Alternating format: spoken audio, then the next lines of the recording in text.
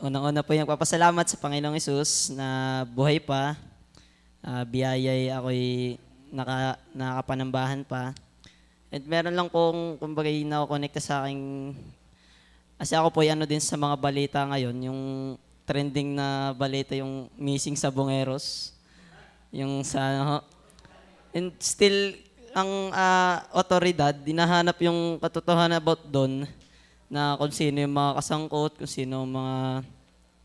Ang kinonekta ko lang doon, yung sa katotohanan, yung may katotohanan silang hinahanap about kung sino. Buti lang yun, kumbaga, ang inisip ko, buti hindi ako kasali din eh. Nakita ko na katotohanan. Kumbaga, nakita ko ng Panginoon Jesus, hindi kayo ng katotohanan. Kumbaga, parang may bagay din po na ako naiisip about na biblical sa mga galing sa mundong bagay. Pero still, ako po ay may struggle din sa paggamit ng gadgets. Minsan po ay tempted sa mga pangmundong bagay. Still pinagpe-pray po and tinatry po aksyonan.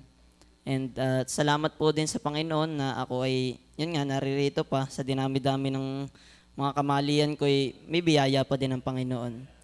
Na ako ay sa lahat ng may ginawa akong madami akong mali, meron din pong minsan na ako'y, kumbaga, madaming kamalian. Mas madami ang kamalian ko kaysa sa mga nagawa kong mas maayos para sa Panginoon.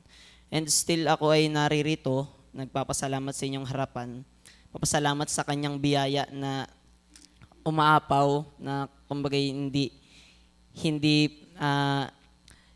dapat para sa akin yung biyayang yun eh. Kasi madami nga akong nagawa para ma-disappoint siya. And still ako'y naririto. Biyaya po pa ng Panginoon na ako ay nakapagpatuloy.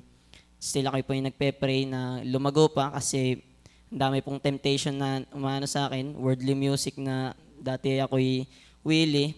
Kasi ako po ay dati mahilig kumanta ng ganyan. Yan po yung struggle ko pa rin po sa sarili ko. And yun na po, salamat po sa Panginoon. Biyaya po ang nakikita ko kayo. Magpatuloy po tayong lahat sa Panginoon.